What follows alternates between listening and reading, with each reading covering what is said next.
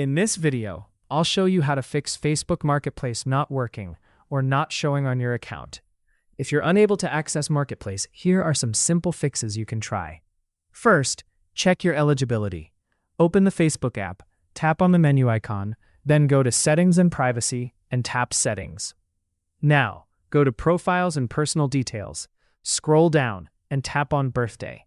Make sure your age is set to at least 18 years old, as Marketplace is only available to adults.